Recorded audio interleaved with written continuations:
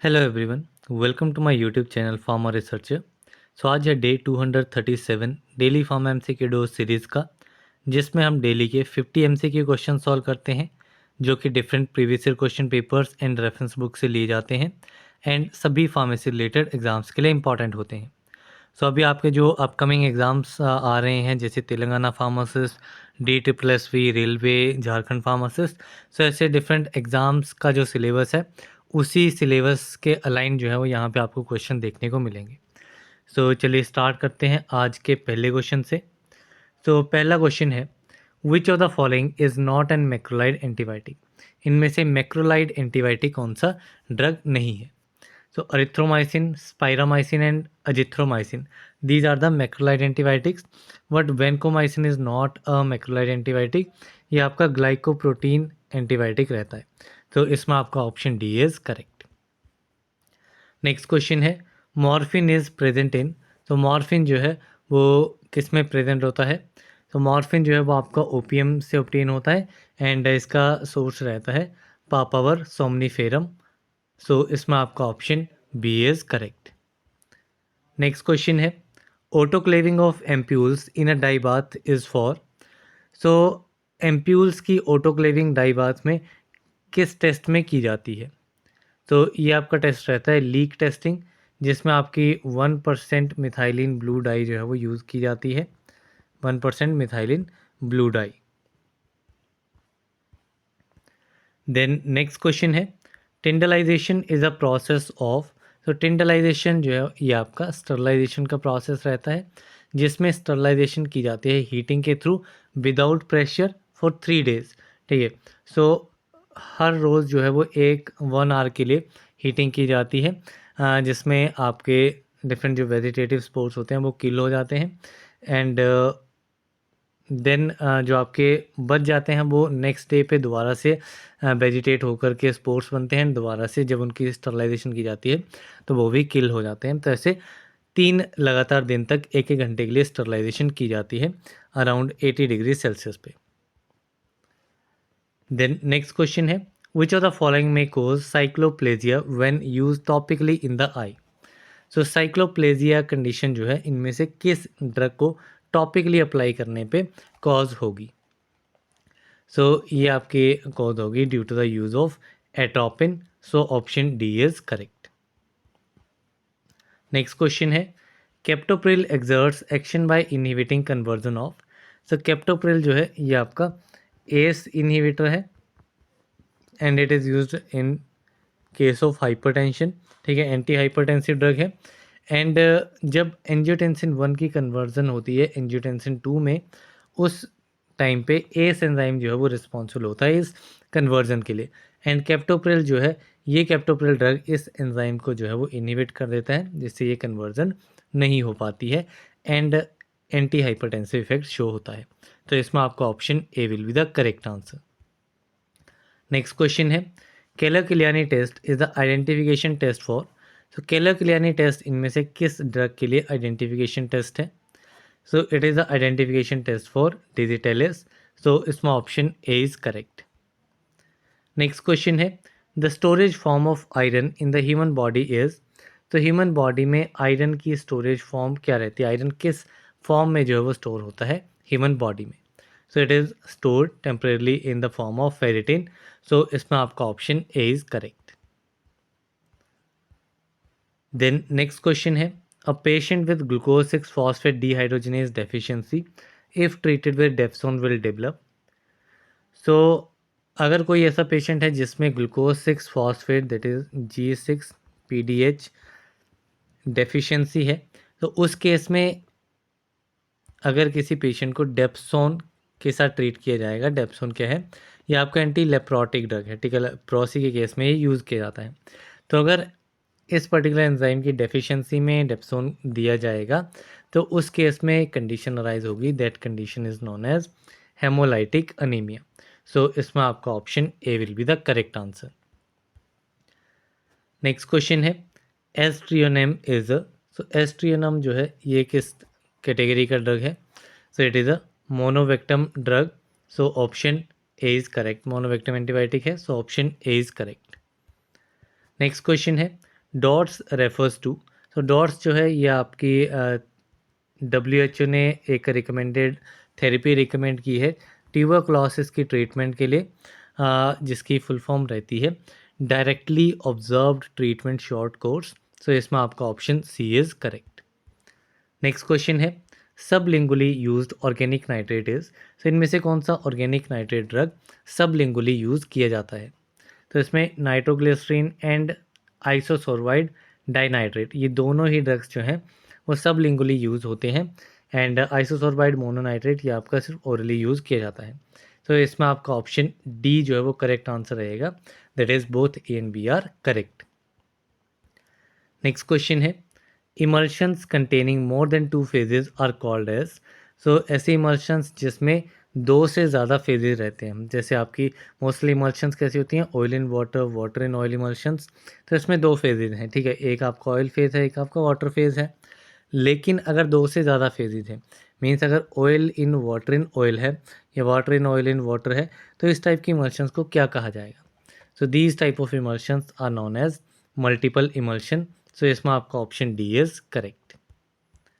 Next question है disposable syringes are made of, so जो disposable syringes होती हैं वो किस मटेरियल से बनाई जाती हैं? So these are made up of polypropylene. So इसमें आपका option A is correct. Next question है which vitamin contain steroidal structure, इनमें से किस विटामिन का स्टीरोइडल स्ट्रक्चर होता है? So this vitamin is vitamin D which is having steroidal structure. So इसमें आपका option C is correct. And vitamin D की डेफिशिएंसी से डिजीज़ कोज होती है रिकेट्स और ऑस्टियोमेलेशिया। देन नेक्स्ट क्वेश्चन है endothelium dependent relaxing factor of blood is, so blood में एक रिलैक्सिंग फैक्टर रहता है that is endothelium dependent relaxing factor. ये एंडोथेलियम डिपेंडेंट रिलैक्सिंग फैक्टर कौन सा होता है? तो this one is nitric oxide. So option C is correct. Next question है 5-HT3 antagonist use as anti emetic agent is, तो इनमें से कौन सा 5-HT3 एंटागोनिस्ट है जो कि as an anti emetic agent की तरह यूज़ किया जाता है? So this antagonist is ondansetron. So option A is correct. Next question है selective inhibition of serotonin uptake is why. So basically selective serotonin reuptake in जो है ये कौन सा है, इनहिबिटर कौन सा है? सो दिस वन इज फ्लोक्सेटिन जो कि आपका एंटी डिप्रेसेंट ड्रग रहता है। सो इसमें आपका option B is correct. Next question है नक्स वोमिका सीड कंटेन्स, तो नक्स वोमिका सीड जो है इसमें किस टाइप के ट्राइकॉम्स जो हैं वो प्रेजेंट होते हैं? So nux vomica seed contains unicellular lignified covering trichomes. तो यह इसका स्पेशल कैरेक्टर भी रहता है। सो इसमें आपका option A is correct. Next question है dihydropyridine ring containing calcium channel blocker is, so कौन सा कैल्शियम चैनल ब्लॉकर ड्रग है जिसमें डाईहाइड्रोपिरिडिन रिंग जो है वो प्रेजेंट होती है? तो ये आपके डिपिन वाले ड्रग्स रहते हैं, जैसे कि आपका निफेडिपिन हो गया, एम्लोडिपिन हो गया। So this type of drugs are having dihydropyridine ring. So option C is correct. Next question है BAL is use against which metal poisoning. BAL क्या है? BAL is British anti lewisite, British anti lewisite, ये आपका antidote रहता है against mercury poisoning. So इसमें आपका option C is correct. Next question है the working principle of fluid energy mill is, so fluid energy mill का working principle क्या है? So it works on impact and attrition both the principles. So इसमें आपका option B is correct. Next question है acetazolamide is, so acetazolamide जो है ये आपका डायूरेटिक ड्रग है, it is a diuretic drug. किस कैटेगरी का डायूरेटिक ड्रग है? So it is a carbonic anhydrase diuretic. So इसमें option C is correct. Next question है one wine glass full is, तो वन वाइन ग्लास फुल जो है इसमें कितनी क्वांटिटी आती है? So it contains 60 ml। So option C is correct. Next question है suicidal bags of the cell is, so cell के किस ऑर्गेनल को सुसाइडल बैग कहा जाता है? So this cell organelle is lysosomes and they are producing hydrolytic activity. इनकी hydrolytic activity रहती है. नेक्स्ट क्वेश्चन है HLV value of surfactant between 13 to 16 is used as. So अगर किसी सर्फेक्टेंट की HLV वैल्यू 13 से 16 के बीच में है तो वो सर्फेक्टेंट जो है किस तरीके से यूज़ किया जाएगा? So it will be used as a detergent. So इसमें आपका option A is correct. Next question है an isoelectric point for type B gelatin capsule is at pH. So type B gelatin capsules जो रहते हैं उनका isoelectric point जो है वो कितने पीएच पे आता है? सो टाइप बी के लिए आपका पीएच रहता है 4.7 एंड टाइप ए के लिए आपका रहता है पीएच एट 9. नेक्स्ट क्वेश्चन है फिनाइटोइन इज यूज टू ट्रीट. तो फिनाइटोइन ड्रग जो है यह आपका एंटी एपिलेप्टिक ड्रग है. तो किस कंडीशन को ट्रीट करने के लिए यूज़ किया जाएगा?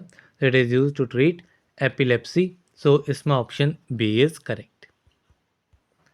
नेक्स्ट क्वेश्चन है dash is a zwitterionic surfactant. इनमें से कौन सा सर्फेक्टेंट जो है वो ज्यूटर आयनिक टाइप है? So this one is lecithin. So option B is correct. Next question है T shape trichomes are present in. So जो टी शेप के ट्राइकोम्स होते हैं वो इनमें से किस ड्रग में प्रेजेंट होते हैं? तो T shape trichomes are present in pyrethrum. So option D is correct. Next question है talcum powder is commonly sterilized by. तो टेल्कम पाउडर की स्टरलाइजेशन जो है वो किस मेथड के थ्रू होती है? तो जो भी आपके पाउडर्स रहते हैं जैसे टेल्कम पाउडर हो गया, सर्जिकल पाउडर्स हो गए, तो इनकी स्टरलाइजेशन जो है वो ड्राई हीट स्टरलाइजेशन मेथड के थ्रू होती है. सो इसमें आपका ऑप्शन ए इज करेक्ट.